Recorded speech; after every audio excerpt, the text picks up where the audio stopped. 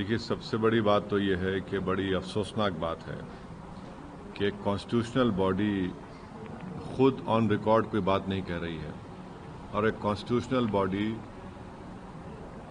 ये रिपोर्ट दे रही नहीं देने वाले सोर्सेज से मालूम हो रहा है। ये कौन है सोर्सेज भाई? तकलीफ हमको इस बात की है कि कॉन्स्टिट्यूशनल बॉडी खुद कह दे इस बात को कि ये जो बोल रहे हैं। दूसरी बात यह है कि ईसीआई को किसने पावर्स या डिटरमाइन करने के लिए कोई सिटीजन है या नहीं है।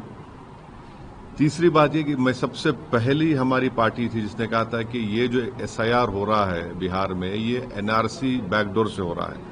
वो साबित हो रहा है। ईसीआई को पावर्स नहीं है सिटीजनशिप डिटरमाइन करने का। और चौथी बात यह है कि वो कौन से बीएलओज हैं, उनका नंबर हम डिमांड करते हैं, इसे हमको दीजिए। हम अपने पार्टी के लोगों को बोलेंगे जाके इन बीएलओ से मिलिए और हमको बताइए कि कहां पर आपको ये जो नेपाली कह रहे हैं, म्यांमार के कह रहे हैं, बांग्लादेशी आपको मिले हैं। हाँ, पांचवी बात यह है कि आप इस तरह के सोर्सेज जो है वो भारत और नेपाल के ताल्लुकात तो खराब कर रहे हैं। रिश्ते होते हैं ना नेपालियों से, हमारे मधेसी लोगों से, तो आप तो पहले ही रिलेशनशिप अच्छे नेपाल से नहीं है, उसको और आप लोग खराब कर रहे हैं इस तरह की बकवास करके। छठी बात यह है कि 2003 में एसआईआर हुआ था। हम पूछना चाह रहे हैं इन सोर्सेस से, चलिए ईसीआई से नहीं, इन सोर्सेस से पूछना चाह रहे हैं उस 2003 के एसआईआर में कितने फॉरेन नेशनल निकले बताओ। सातवीं बात यह है कि जुलाई 19 2019 में इलेक्शन कमीशन ऑफ इंडिया ने एक जवाब का सवाल दिया जिसको जस्टिस लॉ मिनिस्टर ने पार्लियामेंट में दिया। और उन्होंने क्या कहा 19 जुलाई 2019 को कि ना 2016 में, ना 2017 में, ना 2019 में कोई फॉरेन नेशनल नहीं निकला। सिर्फ 3 निकले हैं, एक तेलंगाना से, एक वेस्ट बंगाल से, गुजरात से। तो ये सोर्सेस बेशरम है, मैं कह रहा हूं, बेशरम है ये लोग।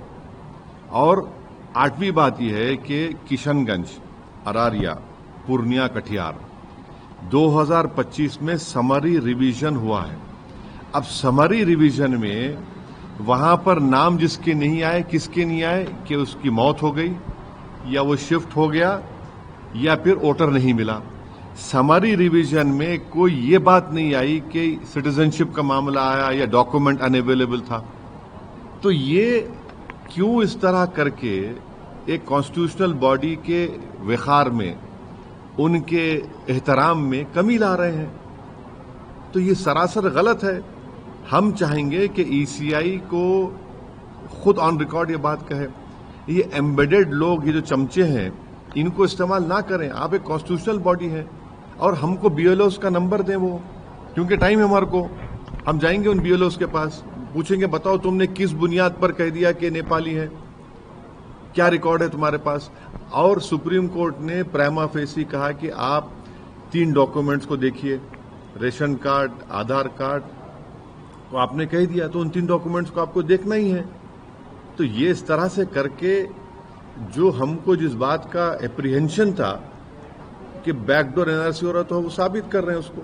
सर, आप बोले कि इलेक्शन कमीशन को अख्तियार नहीं है सिटीजनशिप का, लेकिन अगर किसी एक्सरसाइज के तहत अगर इस तरह की विसंगतियां सामने आ रही हैं और सफाई अगर हो रही है तो उसमें दिक्कत क्या है? अगर चीजें आइडेंटिफाई हो रही हैं, कुछ ऐसी चीजें आपको राइट नहीं है ना।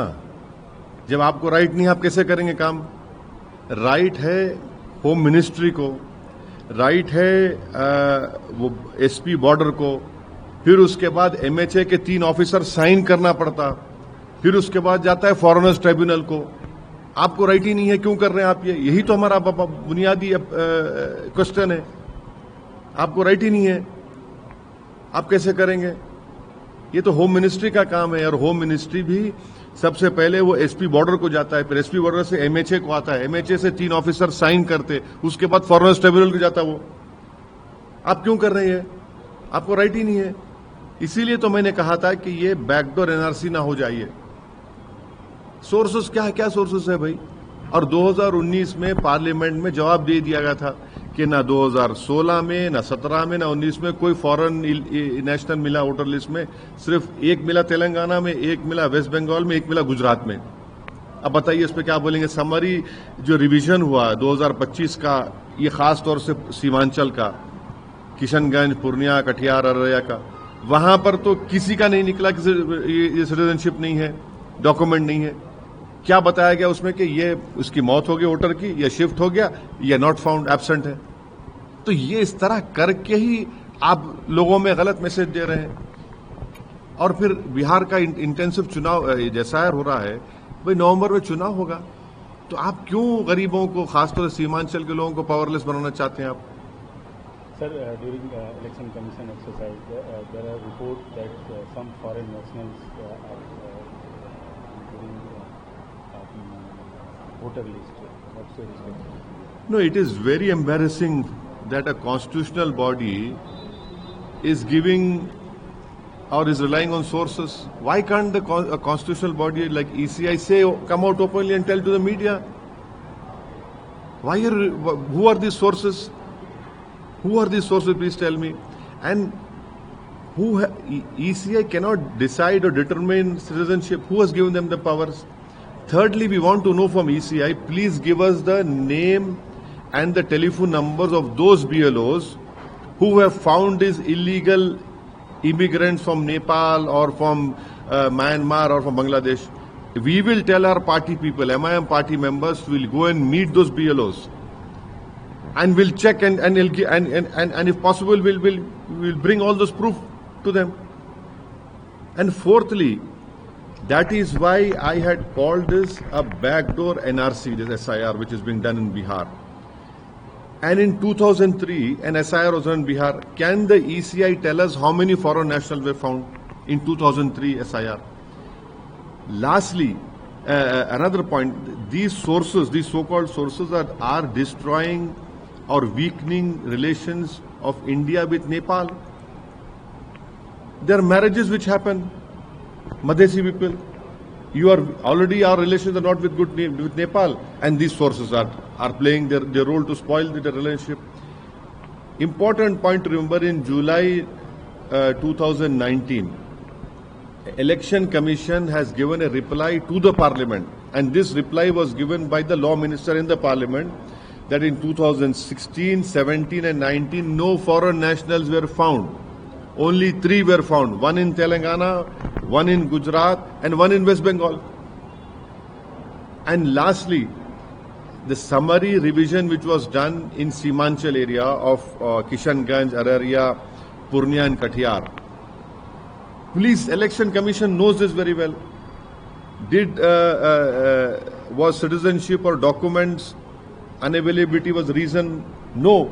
The reason was death of an voter, shifting of an voter, or absent, not found. And everyone is talking about Seemanchal. So that is why we feel that what is being leaked through sources is completely wrong. It is embarrassing for me as a member of Parliament that a constitutional body cannot say it on record what it has to say, and a constitutional body like ECI cannot. Who has given them the powers to determine citizenship? Please tell us. This is what I have to say. Sir, एक सवाल है, आप लोगों के पत्र लिखे हुए अच्छे खासे दिन हो गए। आपने इंडिया अलायंस के लोगों को पत्र लिखा था आपकी पार्टी ने। अभी भी आप उम्मीद कर रहे हैं? देखिए, एक तरफा मोहब्बत नहीं होने वाली है, एक तरफा मोहब्बत होने वाली है। और बिहार की जनता ये देख ले, इस बात को समझ ले कि हम पर जो इल्जाम लगता था वो झूठ की बुनियाद पर, और इसलिए इल्जाम लगता था कि वो नहीं चाहते कि गरीब मजलूम लोगों की एक उनका नेता बने, उनकी पॉलिटिकल लीडरशिप बने।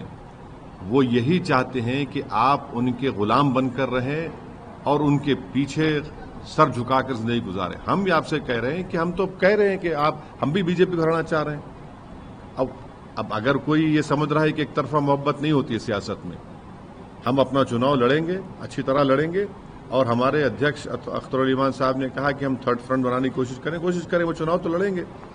ये हमारी तरफ से कोशिश थी। अब वो जाने। अब बिहार की जनता के सामने तो सब बात आ गई है वाज़ेह तौर पर।